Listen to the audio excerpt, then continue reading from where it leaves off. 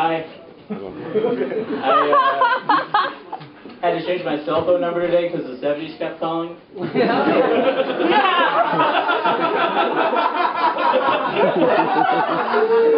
little stressed out. Happy Black History Month, everybody! Yeah. I would like to personally commend President Obama for refusing to get up from his seat in office. That's really great. I'm really happy to be here in this book. So I don't know if you guys know this, but I'm actually an author. I'm sure you know. You've read all my books. I wrote a great book about the secret happy lives of blues musicians. I don't know if you guys fall into the hype, but B.B. King, Jimmy Reed, Robert Johnson, all grew up in the Hamptons. I'm also writing my autobiography right now, and I'm doing that in the third person. It's really helped me realize how boring this guy's life is. This guy's a really boring life. I just kind of wear the same thing every day, like I have the wardrobe of a cartoon character. And I always think about this because when I look at pictures of myself on Facebook, I'm just wearing the same thing every day. And so one day I'm going to be showing pictures of myself to my grandkids, and I can tell them about the most amazing day of my life. I'm just wearing the same thing. That was the day I met your grandmother. I was wearing this red sweater. That was the day I met your mother. I was wearing this red sweater. It's a lot to take in at once. I was actually born in African America too, and so that's why it's really exciting. Where have you guys been? It sounds like you guys know about it. When you order a sandwich in African America, you get an African American cheese. That's what you do. In African America, the word attitude doesn't exist, for instance, because everyone has one to compare it to. And another fun fact is that the president there is Mitt Romney. Now that happened, but it's the truth. And I remember when I was a little girl, my dad would always say, "No, you're not." He was right about that one.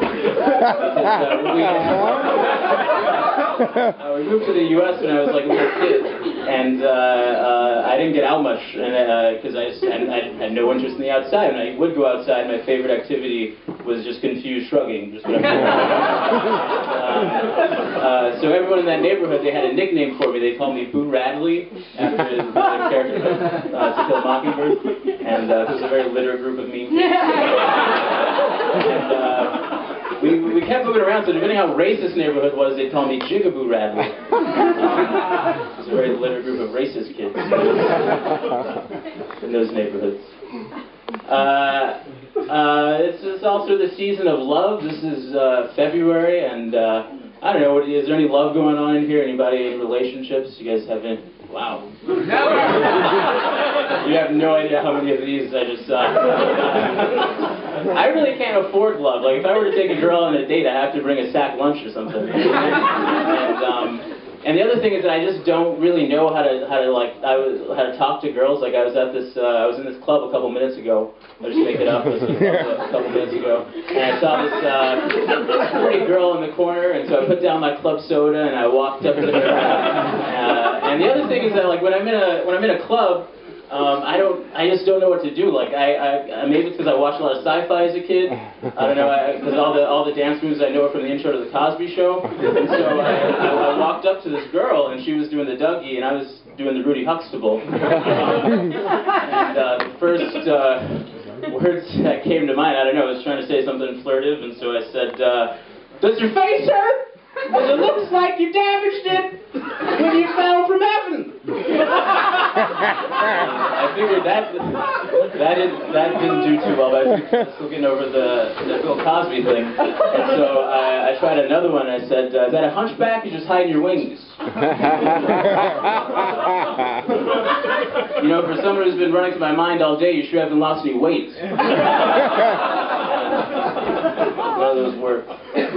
But I was at a party a couple minutes ago, you guys. I was at like an awesome party, and I saw this pretty girl in the corner, and And so I put down my party mix and I walked up to her. And we were both doing the Rudy Huxtable, so I figured this was, you know, the thing. And I said something that worked. I said, "You're the one."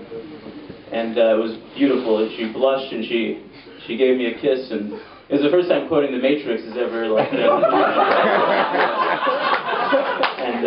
things were getting a little hot and heavy. And she asked me what one of my secret sexual fantasies were. And I said a savings account. Like I said, I can't afford. Money is what gets me off, I guess. A lot of people, they tell me that me and my sister, we look alike too, but I think it's just because we both use the same brand of genetic makeup. I've got another version of that joke. You know, a lot of people, they tell me that me and my sister, we look alike, and I'm like, what do you think all post-racial people look alike? A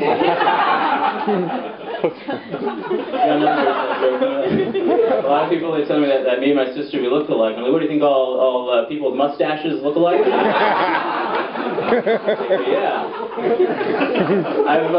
I've been in Chicago. I've officially been in Chicago for a year. I moved here February 1st, and it's so it's been this is great. This is reciprocal. Life is reciprocal, you guys. It's wonderful. And I've been, since I've been here, I've been just losing a lot of weight, and I don't know why. At first I thought it was just the power of positive thinking, you know, so I just rub my fat and tell it that I believe in it, it's going to make it in the world. And I don't know if that was it. Then I thought maybe it was because of public transportation, because I'm just walking more often, and really it's just because I'm starving. But it's funny, because when I was bigger, it was that was the only time that people would tell me that I looked like celebrities. Like, people would walk up to me and say, "Hey, you look like a really fat Richard Pryor. Do you ever get that?" or hey, you look like a husky, I don't know, Lionel Richie, Lando Calrissian. Sometimes this was the worst. People would say, "Oh, you know, you look like Cleveland." The city.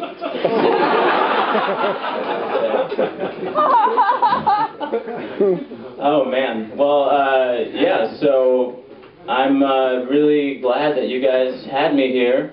I'm still learning how to close sets. So I'm sorry. This is really awkward. My mom, she used a lot of tough love. She would, like, if I would come home with a pretty picture or something, or a good grade, she'd say, "What do you want, a cookie?" You know, that's how she would try to humble me. And I don't know, that sticks in my head. And she, was it Charlie? Was it you who had your parents here last time? Yeah. That was insane to me. How did you do that? I don't know. Alcohol.